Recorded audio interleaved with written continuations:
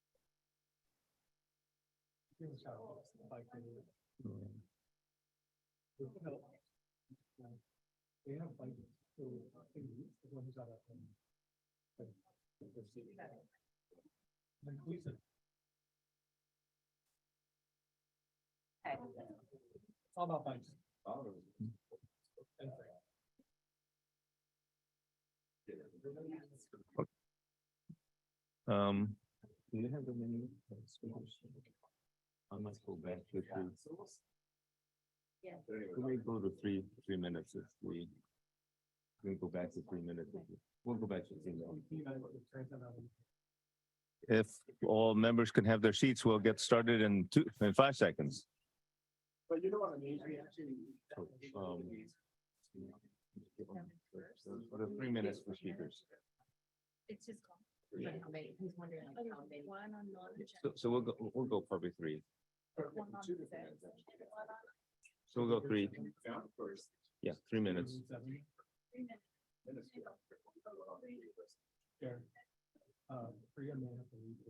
Okay. We need to vote on item 7. Can we move that up? Reports. Item number 7. So just before 5.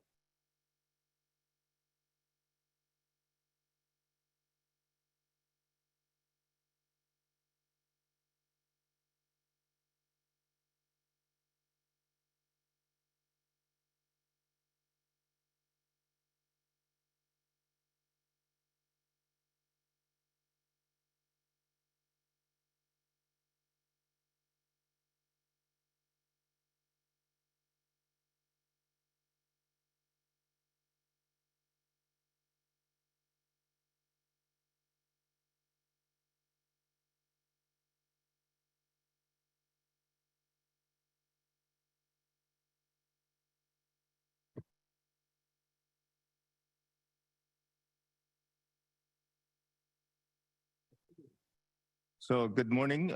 Welcome to the May 5th, 2023 SANDAG Transportation Committee meeting.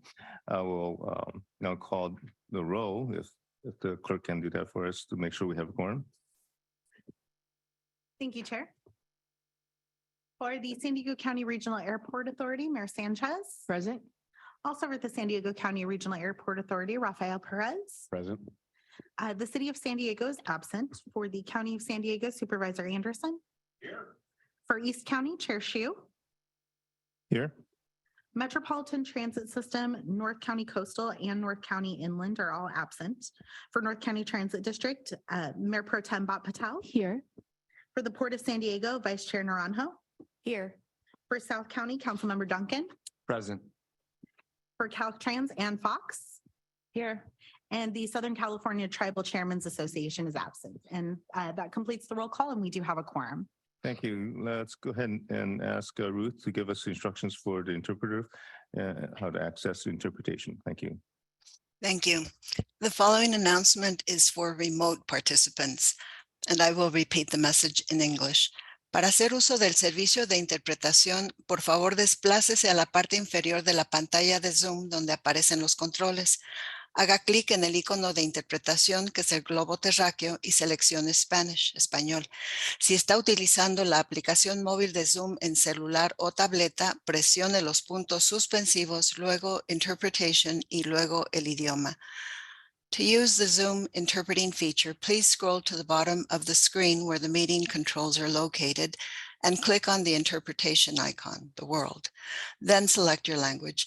If you are joining using the Zoom mobile app on a cell phone or tablet, please press the ellipses, then interpretation, and then choose your language. Thank you.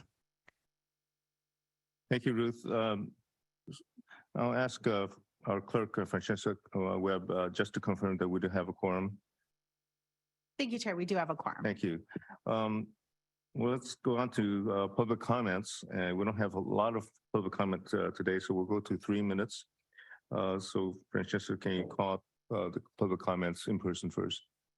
For non-agenda public comment, we have one commenter, Tim Bilaashka. You can go ahead when you're ready. Good morning, Transportation Committee. Thank you for the honor of addressing you again. I wanted to congratulate Leader Jack Shu for his recent award and to thank him for the speech he gave the other day. I hope you make that publicly available about leadership because I think it's a interesting perspective that could use a little more scrutiny. My name is Dr. Timothy Bilaashka. I am mid-county coastal up in the Del Mar area, and speaking today as myself. I wanted to call out a member of the committee, Joel Anderson, who's a supervisor, and two of the others that aren't here, and thank him. I went to a Fallbrook meeting last night, and I realized how underrepresented the unincorporated areas are. And I got thinking about that in terms of even going through a 50, 60, 100, 600 page document before a meeting is hard for anybody. And these are very technical sometimes. I wanted to ask SANDAG if they might have some thoughts about providing a half-hour staff kind of prequel to the meeting, even a couple of days before, or maybe in the half hour before on Zoom, and that we could have staff present what they've put together in their document, not necessarily to represent the speakers, but to help us get better access so we're not coming in cold as often. And again, I want to think a little bit about the needs of the unincorporated and why they seem to be talking as much, and all the voices need to be heard. So thank you for that. And that's really all I had to say. So thank you. Thank you, Chair. That concludes the public commenters.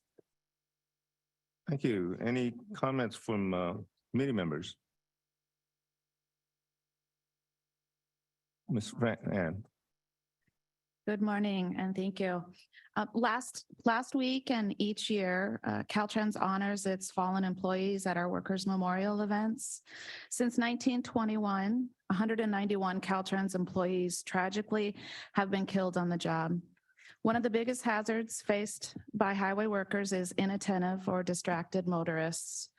The Fallen Workers Memorial is a time to remember those who lost their lives building, maintaining, and operating Caltrans' world-class transportation system. The observance also honors our fallen contractors and highlights transportation safety awareness for all, including the traveling public. California has seen an increasing number of work zone fatalities and serious injuries. Speeding is by far the most common factor cited, with DUI as another notable outlier.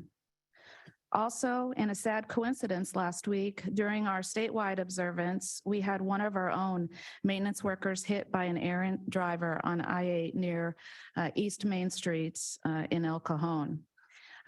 He suffered major injuries. It could have been far worse. He's fortunate to be alive, but he does have a long recovery in front of him.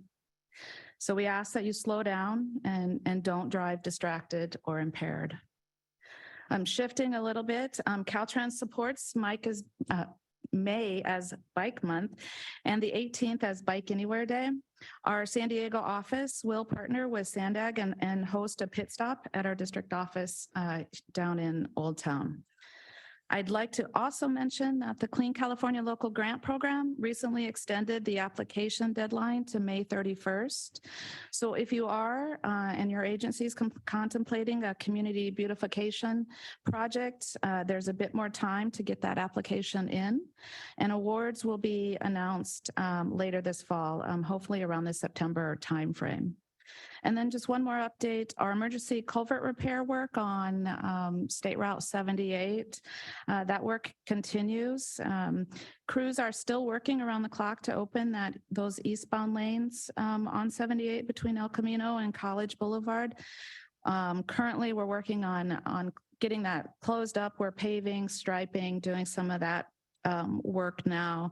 If we can get the weather to stay dry, we hope to have that segment of the highway open by Monday or Tuesday of next week. Thanks. Thank you, Ann. Any other items from committee members? If not, we have our agency report by our Deputy Chief Executive Officer, Colleen Clemenson. Thank you, Chair, and good morning, everyone. A few things to announce. I think you probably all are aware that last Monday, the governor announced a $100 million grant award to SANDAG and NCTD for the San Dieguito Bridge replacement and double track. And this is a critical part of the project to move the rail off the bluff. So this is the critical connection. This is actually funding for construction while we continue to work on the design and environmental clearance for the tunnel portion of the project. So huge, exciting award. We've got a grant application into the federal government right now for an additional $135 million, and then that will allow us to actually do this construction. So the team is excited. Our engineers are ready to roll as soon as that funding comes in. We're continuing to make progress on the Otay Mesa East Port of Entry. We sent a contingent again last week to Washington, D.C. We had a great workshop again with the White House and the two agencies. So we're getting much, much closer to where we can truly proceed on getting that project underway.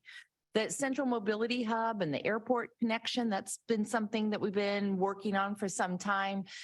There is a report that the team is pulling together that will be brought to the board of directors in June. At the same time, we've taken a broader look at that whole kind of area around what could be one of the potential central mobility hubs, as well as that airport connection. And that's been done through what we call a CMCP. We've been bringing some of these corridor plans here to you all. The main reason for doing that corridor plan is to look a little bit broader at what all the transportation improvements are that are needed to make that work, as well as it's a state requirement to do one of those plans in order to get specific state funds. So there's a couple of things happening, and it seems like we a lot of times do things that almost seem like we're confusing people because we're working on the detailed study of how we make that airport connection and also this broader CMCP. But those will both come together at the end of June, and we have the CMCP out for public review through June 5th.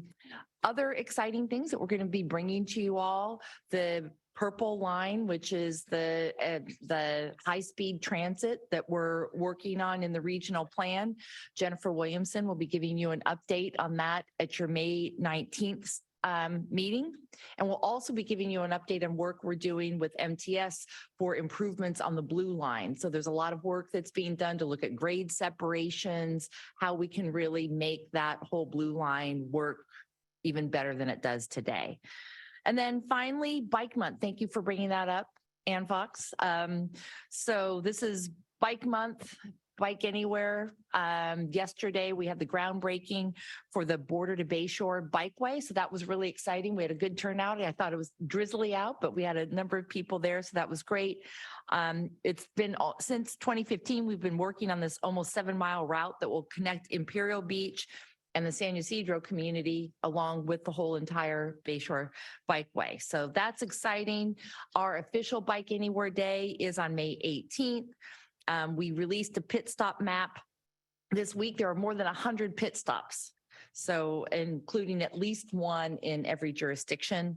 The city of Lemon Grove and the county of San Diego have supported the event by adopting Bike Month proclamations in their own communities. So that's great. So anyway, excited about that. We have the e-bike item on your agenda today. So we'll be talking a little bit more about some of the other ways to get people out and riding bikes. The last thing I wanted to mention, you may have heard we had some issues with non-payment on the state Route 125 toll system. And based on what we know right now, it looks like the timing of when certain reports were being submitted, we may have lost payment on some of those. It appears to be pretty isolated. We have fixed the problem, but we're doing an investigation to see how much funding we may have lost, and we'll be reporting that back out to the board and to the Transportation Committee. And this really comes back to, we're always trying to optimize our processes and procedures and want to be as transparent as possible when we find things that have been problematic so that everyone is aware and that we're working on fixing it. So that concludes my report. Back to you, Chair. Can I ask a question?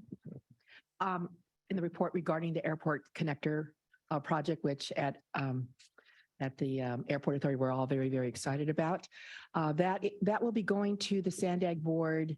Will it first come here to the Transportation Committee? Right now, the plan is to take it to the board. I think we could work on scheduling something maybe after the board meeting. If you want to dig into that a little deeper, we'd be happy to do that. Okay. You I can think that would decide, be great. Chair. Thank you, Mayor. I'll take that into advice and see if I can work that into the agenda. Thank you. Well, Colleen, I think you missed something in your report. Something about an honor that you're going to be receiving from the UC San Diego Alumni Association as their 2023 Outstanding Alumni of the Year, their highest and most prestigious honor. So Colleen, you're being recognized for your work as one of the most preeminent land use and transportation planning experts in the nation. And because of your leadership at SANDAG and as a volunteer to UC San Diego, the award is coming to you tonight, is it? And so, this is a great celebration for all of us, I think, and to have you being recognized by the alumni celebration this weekend. So anyway, I want everyone to join me in congratulating Colleen. Thank you. Thank you very much. It's very humbling. And so the event is tonight in La Jolla, and I'm really excited. And thank you for the recognition. I'm super proud to be a graduate of UC San Diego. I think it's an incredible institution. And I think there are a number of great, incredible students coming out of the school that I hope will find a great place to work and stay here in the region. Thank you. Thank you. And thank you for helping me get through meetings as well. Okay. So we didn't ask for any public comments. Any public comments on the report? Thank you, Chair. We have no public comments. Okay. And we got comments from committee members. I think we can move on to the consent agenda. So unless there are any members or questions on the consent calendar, we can go to the consent calendar. We also need to ask if there are any comments on the consent calendar. Any public comments on the consent calendar? Thank you, Chair. No public comments on the consent. And any comments or items that any members want to pull up from the consent calendar? I would. Second. So we have a motion by Supervisor Anderson and seconded by Mayor Sanchez. So Francesca can go ahead and move. I guess we can go ahead and vote on the consent calendar.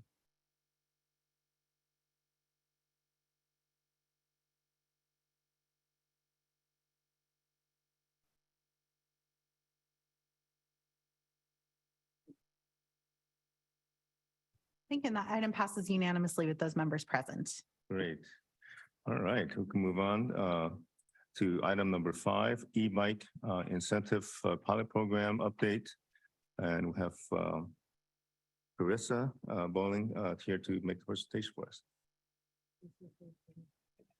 This is her first presentation. And well, she's probably a very experienced presenter, but it may be her first time that we're going to hear from her. Yes. There we go.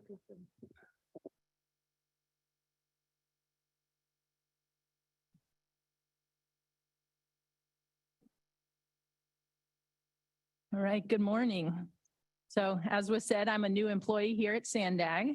So I want to start off by introducing myself. My name is Kalisa Bowling, and I'm a senior regional planner on the mobility team. And this is my first presentation to the Transportation Committee.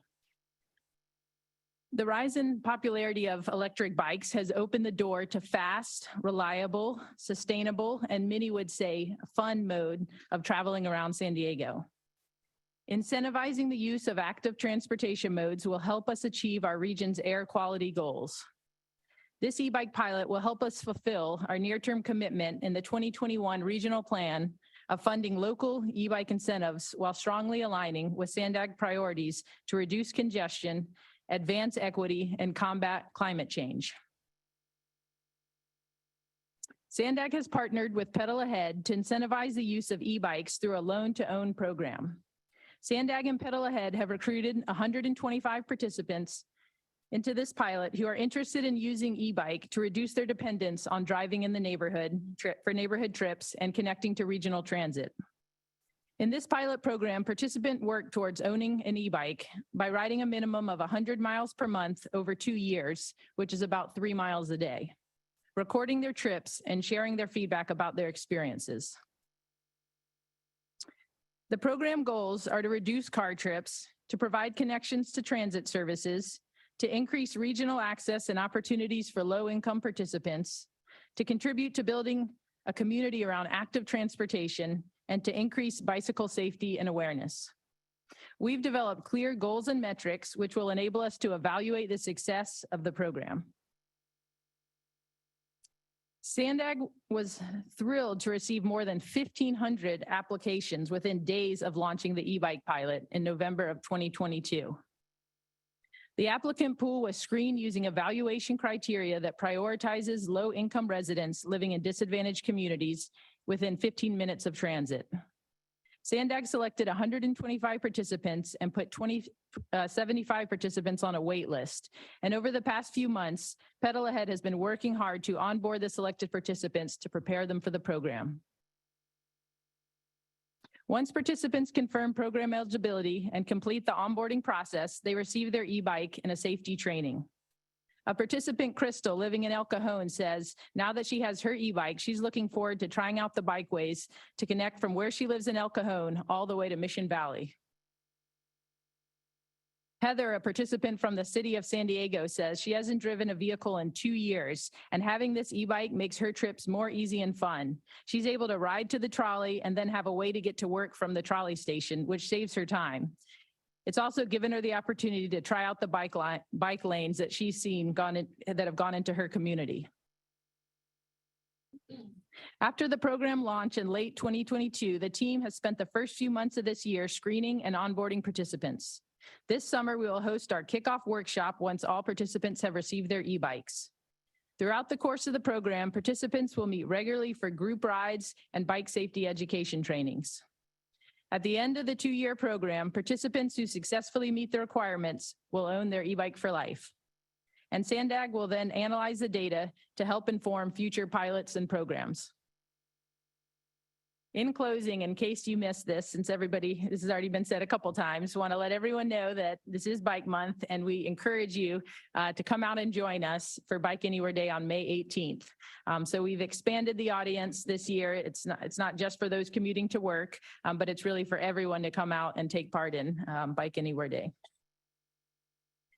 So if you have any questions, here's my contact information. Feel free to email me directly. And if you want to check out the project on the SANDAG website, it's sandag.org/ebike.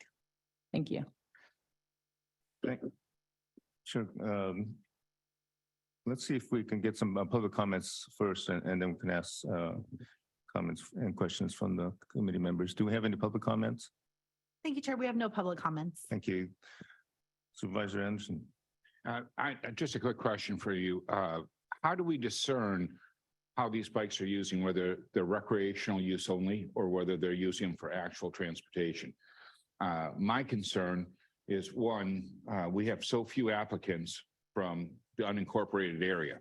We have little to no bus service. We have no mass transit, and a bike would be, for many people, the only transportation that they have in those rural leaning communities. I'm not really interested in sponsoring people a free bike so they have a recreational use of it. To me, it seems that we should be really focused on the fact that we're doing the last mile, that they're actually using this every day for work. So how do we know, how do you discern whether this is recreational only? And I noticed on your timeline, group rides, I don't think that's to work.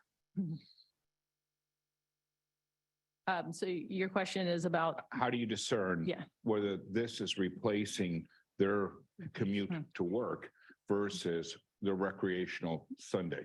Yeah, so we do have surveys that are done quarterly with the participants, and some of the questions do ask about whether it is a trip replacement for them, how many trips they do driving, how many trips they do biking, transit, whether they're using it for recreation. We ask those questions, whether they're using it to connect to transit. So we are able to capture the nature of what the trip is through the surveys. Since we're giving them a free bike, Right. would it be possible to make it part of the application? They have to give us their cell number and make that data available to us. We tracked cells on VMT, and that's how we determined a lot of the VMT information. So we're giving them something, so we're not stealing their information. They have to opt in, but could we make that part of the program? And then we wouldn't have to survey them. We could simply look at the data. We also do track their rides through Strava. So everyone who takes part in the program Okay. is required to provide that information, and we're able to see that. And if we see that the bikes aren't being used, then the program staff reaches out to them and checks in to find out, what's going on. And there is that requirement that they are riding at least 3 miles a day. So we feel like we have a pretty good idea of whether But they're riding and using. You would know bikes. what days and what times. Right, you with can the see that all tracked. Oh, Yeah. that's awesome. And welcome to SANDAG. Thank you. Not all the questions are this harsh. That's okay. It's a great question. Thank you so much. I have a question. Thank you, Mr. Chair. Look, my question is, what was the criteria for selecting the 125? And then I think you have a waiting list of 75 in addition to that, and precisely to address some of these issues that were brought up by Supervisor Anderson. In terms of the criteria, and did you try to select areas reflecting the entire county, North County, also out in the regions that Supervisor Anderson was talking about, Fallbrook, other places? Yeah, so that was part of the criteria. The staff did a great job of creating really clear screening. So when we looked at that large pool, looking at the distribution geographically was one of the factors that was considered. And actually, I got an email from your staff this week, asking how many people from your district were represented. So we're happy that there are participants throughout the whole entire region. And we've also worked with some of the community-based organizations that are located throughout the region to make sure we're getting the word out. So in addition to the media that went out, we are also trying to work through community-based organizations to make sure that we're recruiting throughout the whole entire county. So I apologize for not having a slide on that. That would have been good to show where participants are living. But if I had that slide, you would see that it's actually quite distributed well throughout the whole entire county.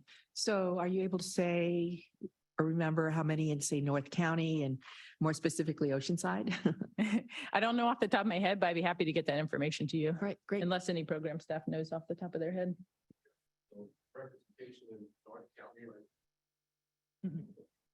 This is a pedal ahead team that came out. Hello, I'm Rodrigo Rodriguez, one of the program coordinators at Pedal Ahead. And to answer and solidify some of the answers for these questions, representation throughout the county is pretty dominant right now. North County, we got people as far as Fallbrook and the Rainbow Boater almost. We got people in your district, Mr. Anderson, represented. The poll was done as every applicant came in. There was, as any other pilot program, I hear you saying free. Our program's not free. it's loan to own. People are paying by these bikes by riding them. And, we facilitate the whole program. They do it by riding their bikes, getting out there, physical, mental, environmental health, all at once. That impacts 100%. And to answer all your questions, the representation is there. It's as the applicants came in, we decipher everything by doing their income. A lot of incomes that came in exceeded the 50,000 threshold that we were looking for.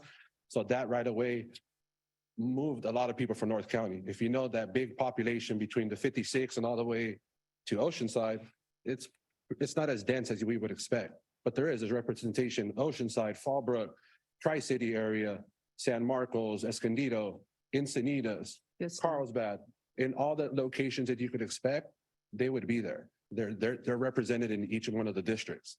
We can't share all that with you at once, but we are tracking all that progress through Strava, as Ms. Carissa had said, and we're able to see on a daily what they're doing and what they're accomplishing. We've had inclement weather.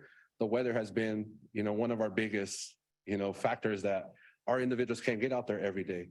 But to answer the question, the representation is from border to border. We're doing it a mile at a time.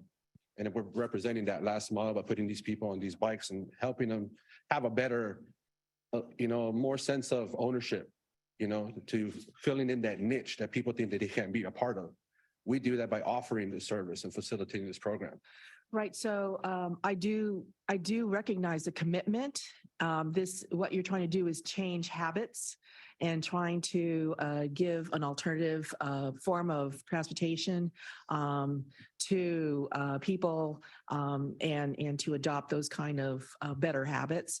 So I think it's a great pilot project. I was just wondering in terms of, it's only 125. I wish it was more. Okay. Correct.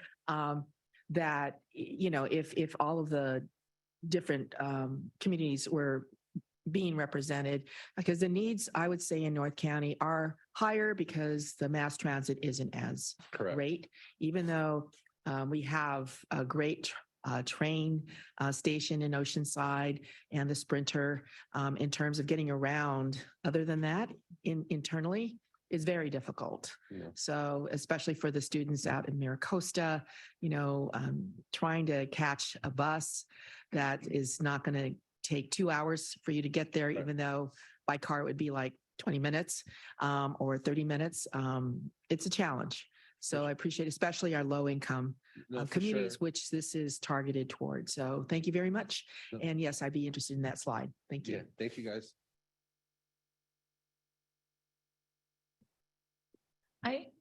Since this is first mile, last mile, which I think is really great, and we look at a bunch of other ones as well, like we had that conversation at the last transportation committee with the flexible fleets. It might be interesting to see some metrics brought, and the next time that we get an update, things like cost per mile. I mean, this should be a very low cost, I would think, program for first mile, last mile. It would be nice to see what that is overall for the program, but I think it's great. Hey, thank you. I have any other questions? If not, I have just a few quick questions. Was this program intended to only serve commuters to work, or was it just transportation in general? Transportation in general. Okay. And the other is, we're collecting data, for is it 2 years? Mm-hmm. The sample size is small, but how does that compare from other forms of collecting data for such a program in terms of, and these are new bicyclists on e-bikes, so it's another special niche and equipment. The cost of bikes compared to other forms of collecting this kind of data, how does that work in the research world? Not sure exactly how to answer that. Well, the other way to collect data would be, I don't know, other more intensive surveying, Mhm. or asking people to carry transponders with them or tracking their phones. There are other ways to collect similar data. Yeah. But given the niche we're trying to survey here and the amount of data we're getting, how does this compare with other forms of data collection? Yeah, I can't speak to that since I am new, but I will say this is a pilot. So our biggest goal is really to just understand, what are the barriers here, what's working, what's not working. Some of the qualitative data is going to be as important as some of the quantitative data. But I do think by having the Strava data, it does give us that, it is something that they turn on every time they ride and captures their ride. So that's really great data to be able to have in addition to the surveys. Which again is capturing the ride type and things like that. So although it is a small sample size, I think it'll give us the information we need to be able to decide, is this something that we want to continue to invest in? How do we want to scale up? If we're going to scale up, how do we, ensure that it's going to be effective, that it's really meeting the needs of the participants? So I think, for this size of a, sample that we're doing a fairly good job of making sure we're capturing the data we need to be able to make that next decision. Thank you. If there aren't no other questions, thank you very much. And you did a great job for your first Thank presentation. you. I hope to be back and I'll get you that slide. You guys are great. This was fun. Thank you guys. Well, next up. So next up, we have item number 6, an update on the San Diego Imperial County Sustainable Freight Implementation Strategy. And we have Mariela and Tim to give us a report.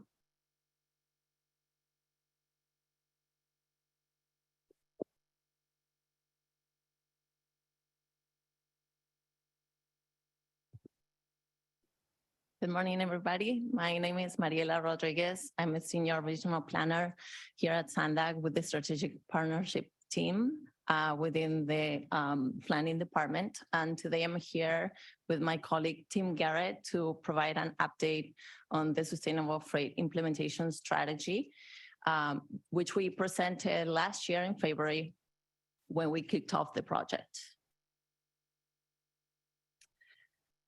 So freight is an essential part of our regional economy and plays a significant role in our daily life. This was clear during the pandemic with this supply chain issues that we all experience with the shortage of masks, chips for electronic and medical devices, and also toilet paper. We also know that communities near and around freight facilities bear a disproportionate burden when it comes to air quality and safety. In order to address some of those issues and meet state regulatory mandates, SANDAG, the Imperial County Transportation Authority, and Caltrans have been developing the Sustainable Freight Implementation Strategy. The plan intends to create a more sustainable supply chain network through regional freight projects and policies that reduce emissions while fostering trade and reduce to meet the state climate, air quality, and public health goals. The key implementation objectives are to develop and strengthen partnerships between public agencies, the private sector, and also community members. To address the environmental justice concerns from freight impacts, pilot innovative technologies, and also look into funding opportunities from federal, state, and additional sources to implement these projects. And also to address workforce gaps in implementing new technologies by creating the Workforce Development Toolkit.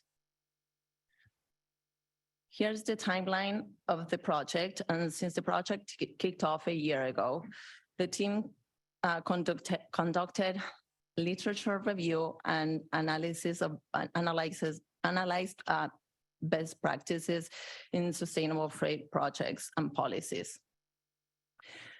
Through our research of best practices, we learned that the city of Santa Monica recently became the first city in the United States to pilot a zero emission delivery zone, and also of cargo bike pilot projects that are being implemented in the cities of New York City, Fort Lauderdale, Pittsburgh, Seattle, and Portland. And those are just a few of the examples of strategies that we are looking into it.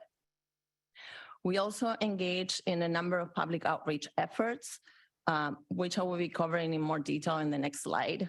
But I just wanted to point out in the center circle, you can see that we just wrapped up the public survey period and to gather feedback on these proposed strategies and prioritizations. In the next few months, we will be developing the implementation plan, and team will be covering that in more detail later on in the presentation. And we are looking at finalizing the strategies by the beginning of 2024. Over the course of the project this far, the team has been seeking feedback from various stakeholders through a wide range of outreach efforts. As we know, freight affects everyone, so we developed a robust outreach plan to engage stakeholders throughout the study. We conducted 10 stakeholder interviews and held 4 virtual focus groups with different sectors, including health organizations, community-based organizations, workforce development, and labor organizations, as well as freight industry and businesses. To go back to the public survey that I mentioned in the previous slide, which has closed out the comment period, the survey was open for 5 weeks, and we reached out to numerous CBOs and tribal groups to help us spread the word about the survey. We received over 150 responses, and we'll be incorporating the feedback as we prioritize the strategies. We also presented to committees, working groups, and participated in a number of community events. So what did we learn from all of these efforts? Some of the main themes from the outreach reveal that for some, the impacts of freight feel very local and they are in their neighborhoods. And for others in the community, seemed like a far away problem. We also realized that there is a lot of enthusiasm for reducing environmental and impacts and equity impacts, both within the community and also within the freight industry. But there are also concerns that the regulations impose a burden on the freight industry, which has obviously economic repercussions in the future. We learned about workforce development organizations, colleges, and labor organizations who are already developing a curriculum and programs to train the workforce for implementing and maintaining all these new technologies and that are gonna be coming through the zero emission transition for the trucking industry. And we heard also the need to have a more robust way of recruiting workers, since I'm sure everybody is aware there's a shortage of truck drivers. So we also developed a project evaluation process where we looked at existing projects from each regional plan, for the San Diego regional plan and the Imperial County regional plan. But we also developed new projects and strategies. With our goal in mind, the team developed the screening criteria to balance the different priorities of the sustainable freight strategies, which is shown on the left-hand side of the screen. The screening framework considerations include equity, where we looked at whether the project will benefit vulnerable and most vulnerable communities. From an environment standpoint, we consider the potential impacts of the projects on reducing emissions and pollution. And from an economic and competitiveness standpoint, we consider improvements in efficiency and capacity of the freight industry, benefits to consumers and businesses in the San Diego and Imperial region. On the right-hand side are the type of projects, such as port of entry projects, rail projects, and others. At the end of the screening, and once we get the high priority projects, those will be incorporated or considered for inclusion in the 2025 regional plan. So to provide you with a few examples of the strategies being evaluated, and next steps for the project, I'm going to pass it on to Team Garrett. All right, thank you, Mariella. So it's typical for trucks to spend 2 to 4 hours waiting to cross at commercial ports of entry, such as Otay Mesa, which results in significant air pollution, greenhouse gas emissions, and reduced economic output. So as we transition to zero emission trucks, we should be thinking about whether electric trucks in particular can get through these long queues without depleting their batteries. Wireless charging is a way to keep those batteries charging while the trucks are in line to cross. The next strategy focuses on providing a green light and more efficient travel for trucks via freight signal priority at intersections. And this makes sense on a freight corridor with a significant traffic, a mix of traffic, and especially lots of trucks. So Harbor Drive is one example where it makes a lot of sense. And this would be expanding on a pilot that ended last year in 2022. The next strategy focuses on truck parking areas. And these are really important because truck drivers need to rest in accordance with federal regulations in order to take breaks for sleeping, break time, and then in case they need to wait to make a pickup or delivery. So taking existing rest areas which have truck parking and adding basic amenities as well as innovative ones, including zero emission truck charging and hydrogen fueling, can allow drivers to complete their rest as well as charge and refuel at the same time. This will also support the build out of a regional network of publicly accessible zero emission charging stations, which is something that Jeff Hoyos talked about 2 weeks ago with his presentation on the medium and heavy duty zero emission vehicle blueprint. We can also consider creating truck only lanes on segments of roadways where we know that trucks are going to be traveling, such as facilities like industrial and warehouse areas, marine ports, and ports of entry. And we're still evaluating whether these truck only lanes would be appropriate for just certain hours of the day or all the time. Another strategy is truck climbing lanes.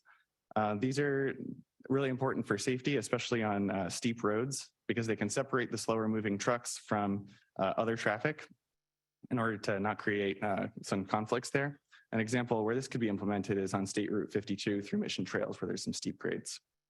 And then the last strategy we have on here are grade separations. And these are projects that are important for separating conflict points between streets and railroads, which has benefits for surface traffic by reducing the idling while trains are crossing, as well as the safety concerns from 2 different modes. And we know that Imperial County is a very different context from San Diego County. And one of the interesting things with this study is looking at these two in concert. In Imperial County in particular, many of the interregional travel routes go right through the center of communities, some small communities. So the idea that we have highlighted here is to build bypass routes around these small communities so that trucks that are traveling across the region can go around them rather than right down the main street. Port of entry queuing issues are not unique to San Diego. They also exist in Imperial County. One of the ideas that we have is a commercial vehicle appointment window system for the ports of entry.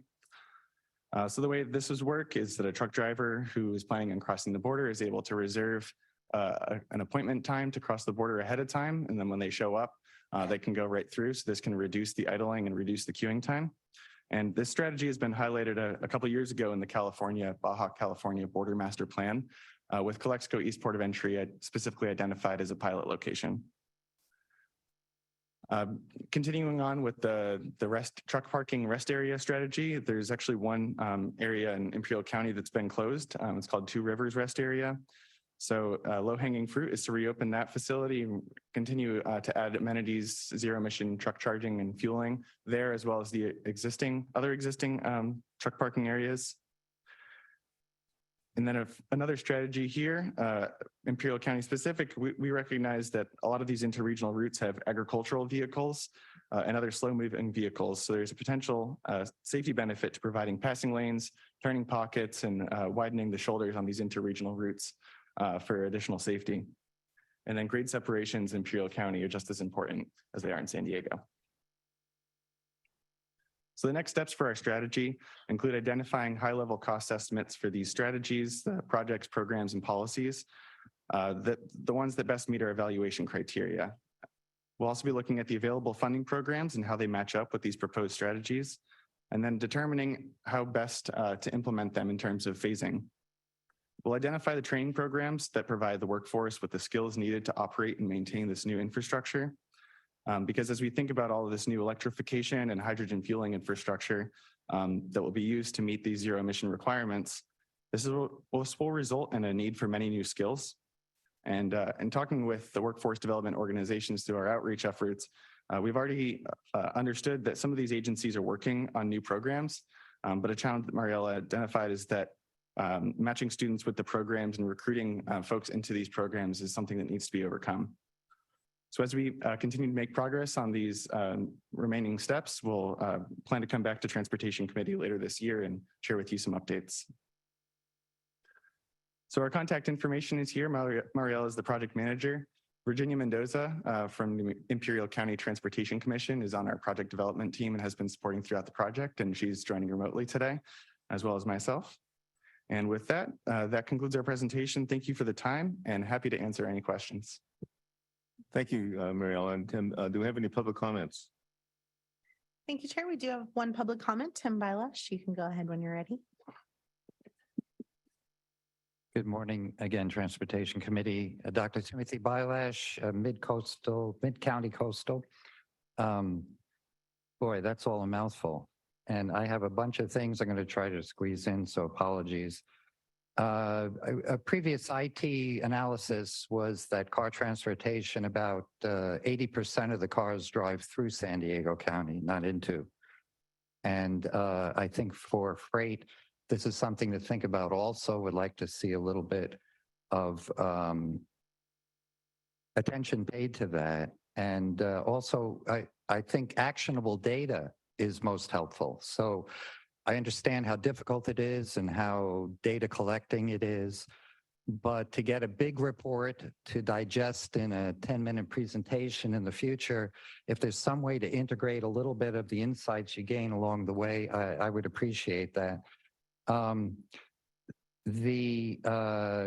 At the port of entries, I would charge people that pollute more somehow, maybe make it a pass-through so that they have the higher wages, maybe even subsidize in some way. Just think about that. Love the zero emission deliveries. I think about 3 words or 4: flexibility, diversity, which is great, but 2 others: incompatibility and irrelevance. Pedestrians, bicycles, e-bikes, cars, trucks, trains, all these tend to be incompatible at crossings.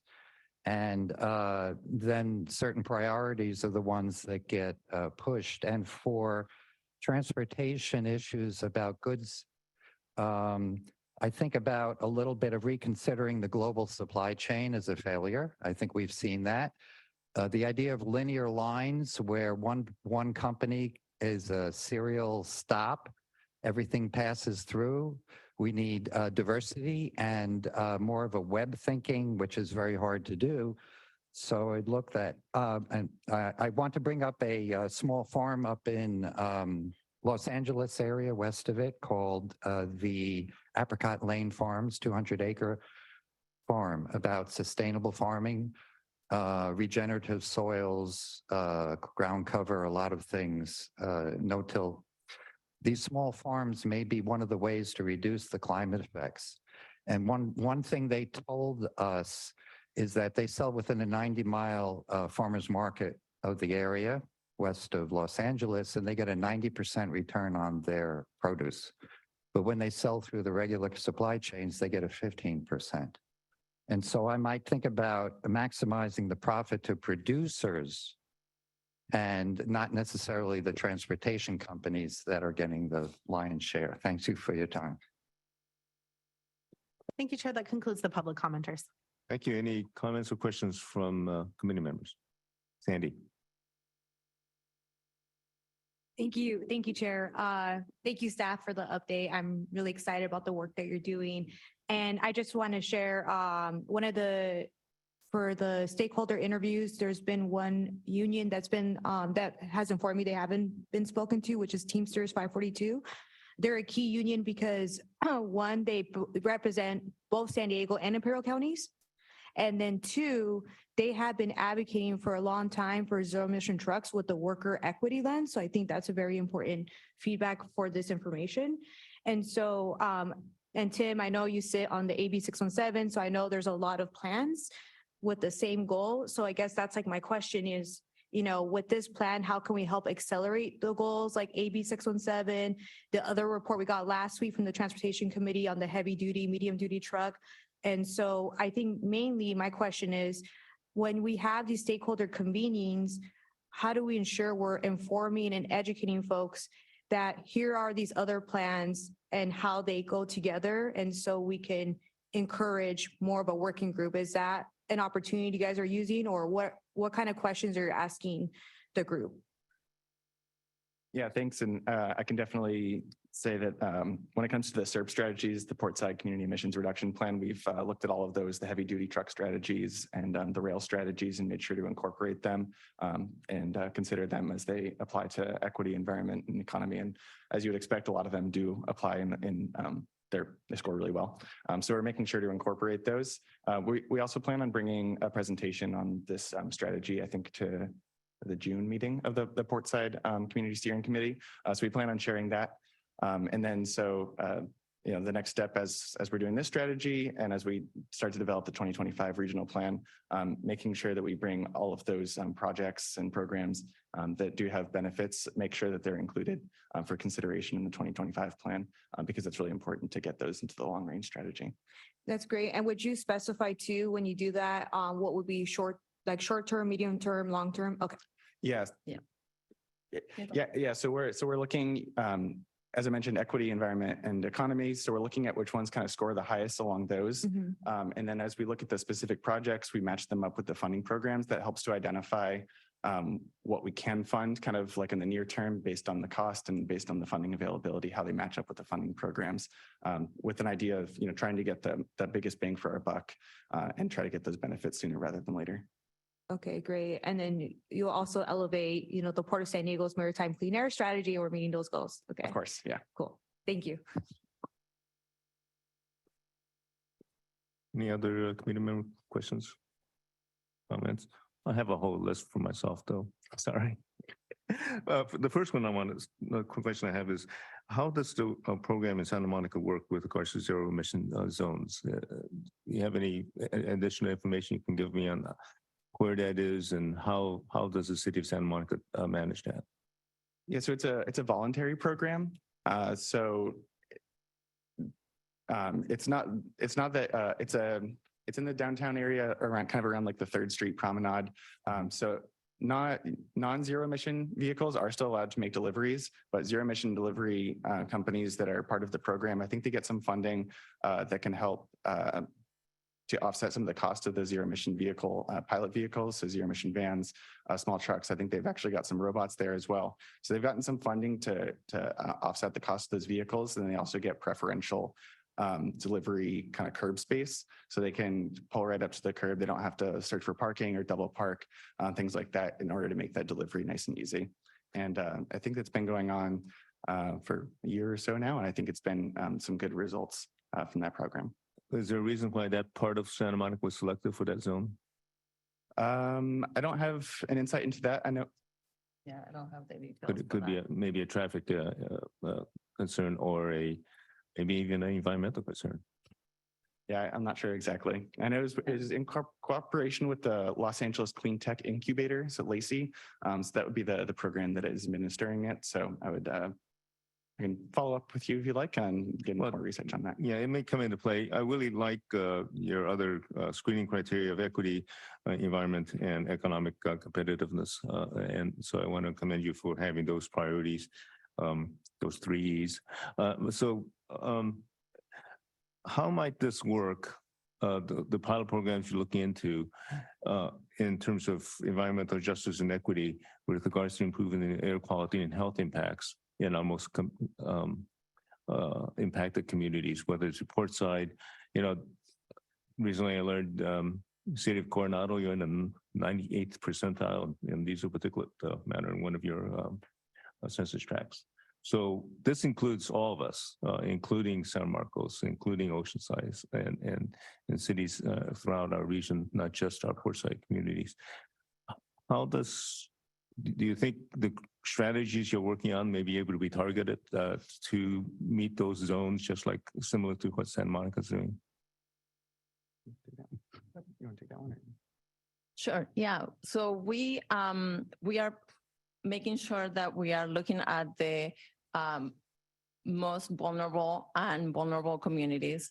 And we are checking census tracts and figuring out where the most vulnerable communities are. So when we are analyzing the different projects that we have on our list, we are trying to make sure that we are taking location of those projects into consideration and what the situation with the disadvantaged communities are and emissions, pollutions that they suffer.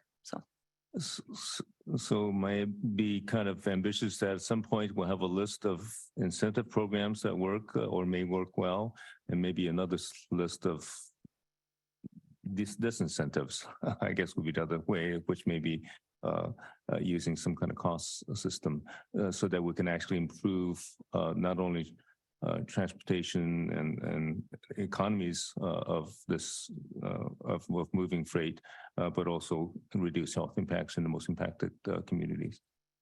Yeah, and I'll just add that we shared some of the project ideas because those are pretty concrete. It's easy to visualize, but we also are looking at programs and policies. So pilot programs, giving funding to creating programs that would give money to businesses in order to implement zero emission vehicles, for example, and then policies, which would include incentives and disincentives for different practices. Right, and this is in advance of what CARB simply did recently in terms of the acquisition of zero emission vehicle trucks and heavy duty trucks, medium and heavy duty, correct? So because that may not be working fast enough, so this will also target our most impacted communities.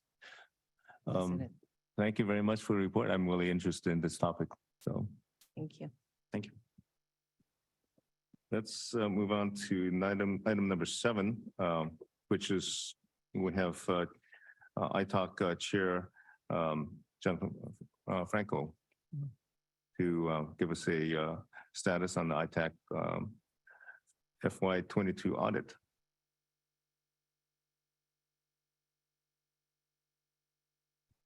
Thank you so much, and good morning, Chair Hsu and members. My name is Jonathan Frankel, and I have the pleasure of serving as the chair of the Independent Taxpayer Oversight Committee here at SANDAG. The Transnet fiscal and compliance audits have been conducted for the period of July 1, 2021 to June 30th, 2022. And these audits are performed annually to assist us on the ITALK in providing oversight for the expenditure of funds under the Transnet Extension Ordinance. At our meeting on April 12th, the ITALK reviewed and accepted the auditor's summary of results and the fiscal year 2022 draft audit reports, including their findings and recommendations. Draft audits were provided to the ITALK for all cities. We were pleased to see that the audits generally went very smoothly. The cities, county, and transit agencies were largely in compliance with audit requirements, and we commend the agencies on their efforts and participation with the auditing team. The ITALK was also asked to accept the requests of the cities of San Marcos and Poway. San Marcos requested us to allow an additional 3 years to incur additional local discretionary expenses to make up for their MOE or maintenance of effort shortfall in fiscal year 2022. In addition, Poway requested until June 2023 to expend or commit our TCIP funding that exceeded the 7-year requirement. And before we finalize this audit report, it is required that we share our initial audit recommendations with you and the Transportation Committee. And so I am joined today by Jennifer Farr of Davis Farr LLP, which is the firm that conducted the fiscal year 2022 audit on behalf of ITALK. And Jennifer will share an overview of the initial findings with you and recommendations of the audit. And at the end of her presentation, Jennifer will turn it over to SANDAG staff, Marcus Pasquale, who will cover the next steps in the audit process and address any comments provided by us at the ITALK. So with that, I'm going to go ahead and turn the presentation over to Jennifer. Thank you very much. Great, and thank you, and good morning, committee members. I just have some verbal comments to communicate the results of the agreed upon procedures. We initially met with the ITALK in September of 2022 to discuss the procedures to be performed for the fiscal year ended June 30, 2022. and we performed our test work from October of 2022 through January of 2023. We performed agreed upon procedures of 24 agencies, including 18 cities, the County of San Diego, MTS, NCTD, SANDAG, Caltrans, and ITALK. As mentioned, we presented our draft reports to ITALK at the April 12th meeting. And our draft reports include both the procedures that we perform and the results for each agency. I would like to briefly go through each major area of testing for the purposes of pointing out any instances of non-compliance. Starting off with expenditure testing, we noted no instance of non-compliance for any of the agencies tested. For the maintenance of effort or MOE requirement, all agencies were in compliance with the requirement for fiscal year 2022, with the exception of the city of San Marcos.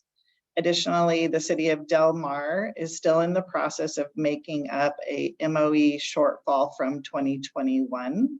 And item 7B will cover the city of San Marcos's request for resolving the MOE shortfall.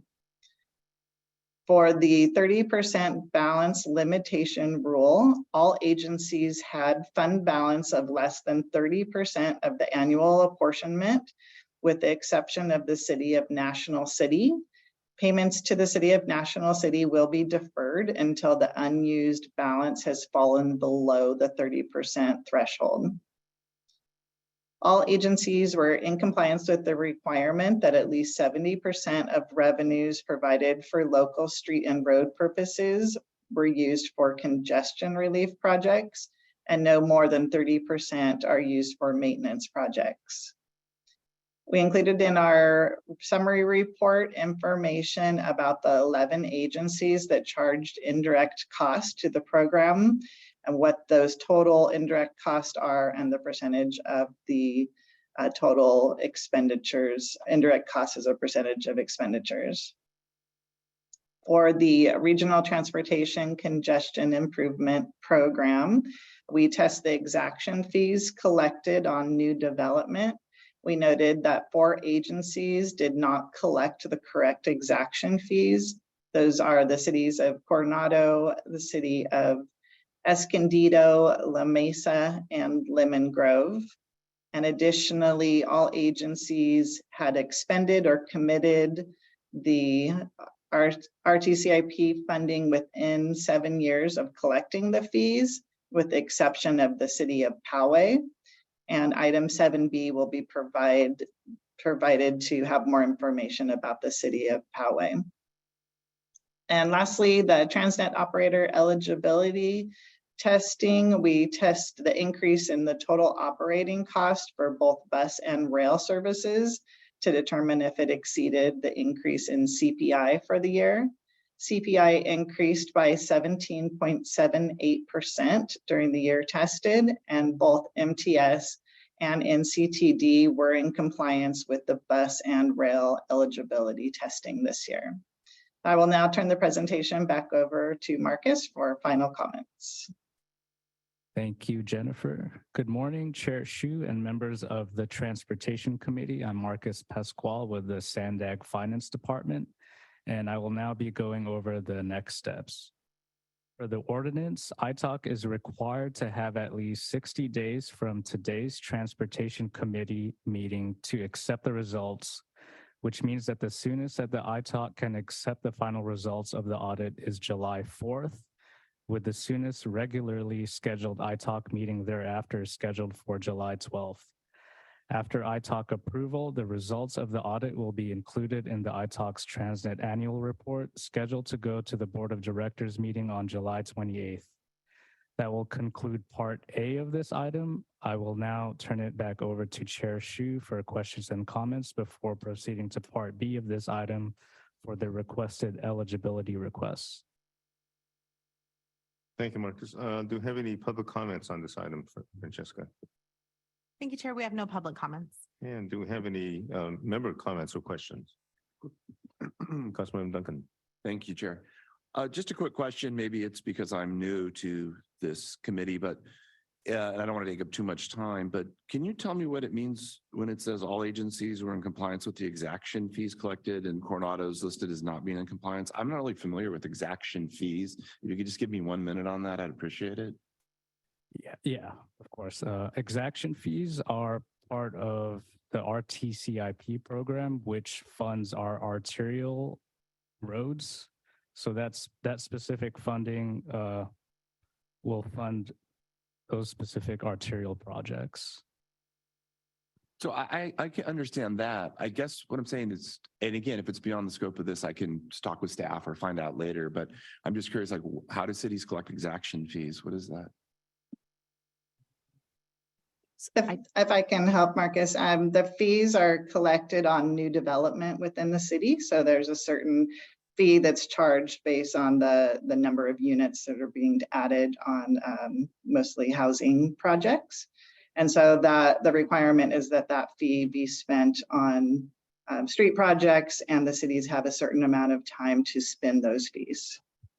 So if I'm just understanding correctly, and this will be my last question on it, the city collects it from somehow through like development or permitting fees, or does it come from SANDAG? And then if we collect it from the permitting fees, then it's spent, as you said, on roads or maintenance, et cetera. But excuse me, I think I could interject and assist here, council member. So the way the Transnet ordinance was written, it doesn't actually provide specific funding for regional arterials. And so what came out of that was that every jurisdiction would require a fee per housing unit when a building permit is issued. And Susan or Andre, you can correct me here, but right now I think that fee is expected to be $2,000 per unit. So then a local jurisdiction collects that and puts that in a fund to be used on regional arterials. So that's how the program was set up in the ordinance. The actual cost of the fee, I don't know if we've adjusted it over time or not. My recollection, you guys are nodding your head. Is it $2,000 a unit? That's $2,500 a unit. Okay. Does that answer the question? That gives me the understanding of what the fee is. And so when it says an agency is not in compliance with exaction fees collected, am I assuming either Coronado or these other cities are not charging it? Or what does it mean? So these fees are updated annually, and what happens is they're charging the old fee. And so when the new fee increases the next year, they're actually undercharging. Okay, and if that's what's happening with Coronado, if maybe staff or someone could just reach out to me with the specifics, so I'm happy to work to get it fixed. Happy to do that. Thank you so much. Thank you. Any other comments or questions from committee members? I have a quick question, maybe a quick question. So we're asked now to provide an extension for the cities that need more time. What if we don't provide that extension? What happens to those fees to these cities, in this case, either Poway or San Marcos? I can answer that question, but in item B, I actually answer those questions. So if you want to wait for item B, if that's okay with you. That's, I'm sorry, we're still on 7A. Right. Okay. But there's no, I guess, actionable item on that, right? Is there any other comments from committee members? If not, we can go on to item B. Okay, let's go on to item B. So Marcus, go ahead and give us what the extension is all about. Great, thank you. I will now present item 7B for the transit eligibility requests, which come as a result of the audit results in Part A of this presentation. Part of the procedures are to ensure compliance of transit operators and local street and road recipient cities so that they can continue receiving their annual allocation. We have 2 requests this year from the city of San Marcos and the city of Poway. The city of San Marcos request involves a shortfall in maintenance of effort this year. Quoting Section 8 of the ordinance, states that to maintain fund eligibility, each local agency receiving revenues pursuant to Section 4D shall annually maintain as a minimum the same level of local discretionary funds expended for street and road purposes on average over the last 3 fiscal years completed prior to the operative date of this ordinance, with the level adjusted every 3 years. This is referred to as the maintenance of effort. And the purpose of this requirement is to ensure entities are supporting their local revenues with Transnet instead of using Transnet as a sole funding source. Section 8 also states that in the event that special circumstances prevent a local agency from meeting its MOE requirement, the local agency may request up to 3 additional fiscal years to fulfill its requirement. So in accordance with this part of the ordinance, the city of San Marcos is requesting today an additional 3 years to fulfill the shortfall in MOE requirements. Approval of this maintenance of effort request by the Board of Directors would enable compliance with Section 8 of the ordinance, and the city would be eligible to receive all apportioned FY 2023 Transnet revenues. Should the Board of Directors choose to not approve the request, then the cities would remain in non-compliance for FY 2022 and would be eligible to receive FY 2023 Transnet revenues less the shortfall of $39,988. I'll now move on to the second eligibility request for the city of Poway. For Section G4 of the Transnet Extension Ordinance, the city did not commit or expend its RTCIP funding within the 7-year requirement. RTCIP funding is used to fund regional arterial systems projects. The ordinance also allows cities to justify their delay in order to keep the funds, stating from the ordinance, unless a planned need for such fees can be demonstrated and a justification for the delay can be provided that is acceptable to the ITOC. The unexpended or uncommitted portion of the funding program revenue shall be transferred to the Regional Transportation Commission to be expended within 3 years on qualified projects within the same region. Approval of this request by the Board of Directors would enable compliance with Section G4 of the ordinance, and the city would be granted until the end of FY 2023 to expend their RTCIP revenues on eligible projects. Should the Board of Directors choose to not approve the request, then the unexpended or uncommitted portion of the funding program revenues in the amount of $51,617 shall be transferred to the Regional Transportation Commission to be spent on qualified projects within the same subregion. So to restate our recommended action for item 7B, the Transportation Committee is asked to recommend the Board of Directors acting as the San Diego County Regional Transportation Commission approve the requests. I would also like to add for your consideration that these requests were presented to the ITOC at their April 12th meeting and recommend approval of these 2 requests. We do have representatives from San Marcos and Poway should the Transportation Committee have any questions for them. And that will conclude Part B of my presentation. Thank you, Marcus. Could you just say real quickly, if we don't grant these waivers in each case, in the case of San Marcos, is that the funding is reduced for future years? Is that what happens? Right. Let me just check my notes real quick. Yeah, I think that's what you stated when you're reading the ordinance. Yeah, that's correct. Right. For San In the case of Marcos. Poway, the 51,000 would then be distributed to that region. Just It would be returned to Regional Transportation Commission, and we would administer those funds ourselves. Thank you. Actually, I should go on to seeing if there's any public comments on this item. Thank you, Chair. We have no public comments. And do we have any questions or comments from commissioners? Ms. Sanchez. Thank you, Mr. Chair. I am going to go ahead and make the motion that we approve the request.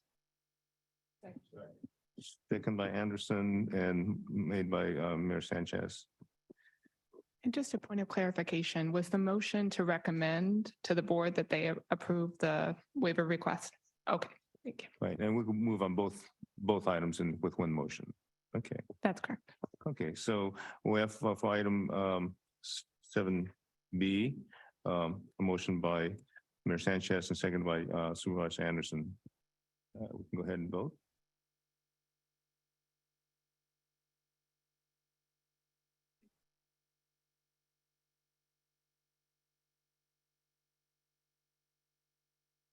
Thank you. That motion passes unanimously with those members present. Great. I just want to give a shout out and thank the iTalk chair, volunteers, and staff for making the presentation and working on this issue. And I know our volunteers and iTalk, you guys spend a lot of time and probably have other things to do in your lives as well, but thank you for your service.